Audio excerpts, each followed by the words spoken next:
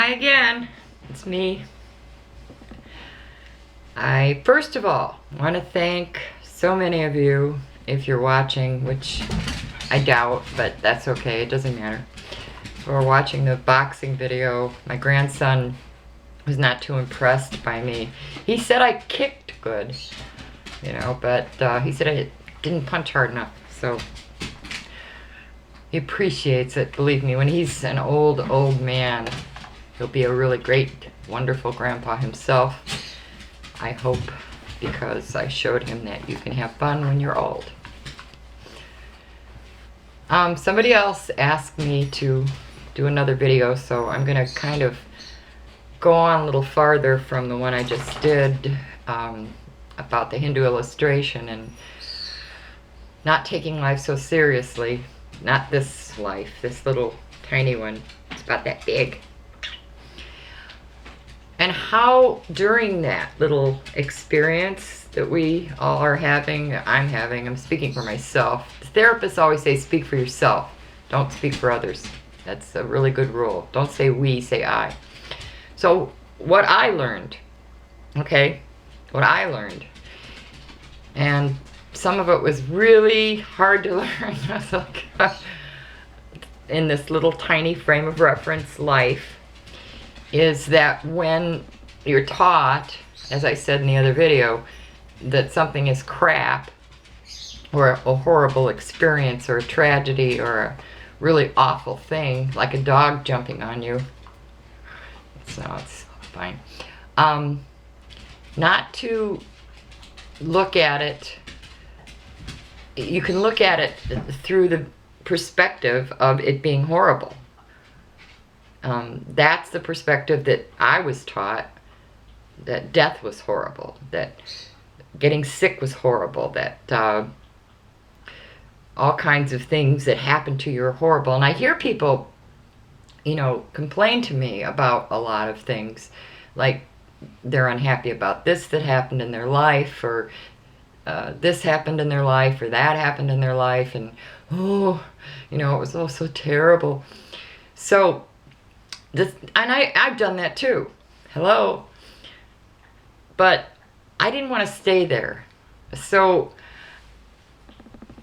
all the things that have ever occurred, I'll let you know a few of them that I've learned from, that I've been able, not shaky camera, to turn over and turn them into gifts. Take crap, turn it into a gift. When I was in middle school, and I know a lot of you can identify with this because you're all nerds. No, you're not. I'm just saying you might be nerds. Getting your ass kicked when you're 11, 10, 12. I got my ass kicked. I mean, there were 9 girls in my class. Have you ever seen the movie Carrie, right? I didn't drop blood on anyone. I didn't, like, dump buckets of blood on anybody. But if you've ever seen the movie Carrie, that was me. I was so shy. I was so scared. I was weird looking. Okay, this huge goiter right here was really disgusting. I'm talking in my little linear time drama I was in. So here I'm 13. I've got this huge goiter. I look really funny. And plus, back in those days, way long time ago, I had really crooked teeth, really crooked. I mean, there was nothing really wrong with them, they were just crooked. And my parents were really good people, but they were pretty poor. And they really couldn't afford braces and the whole thing. So back in those days, dentists evidently thought it was cool to just pull all your teeth out, even at the age of 11. And they did that to me. So in a way it's strange because I've had dentures since I was 11. Go figure. And I find that very odd that I had dentures when I was 11. I was a widow at 36 and I got gray hair when I was 40. I mean, completely gray. So I've done all the old person stuff already. You know, so I'm way ahead of the game. So getting old is easy now because I've already done all the old person stuff.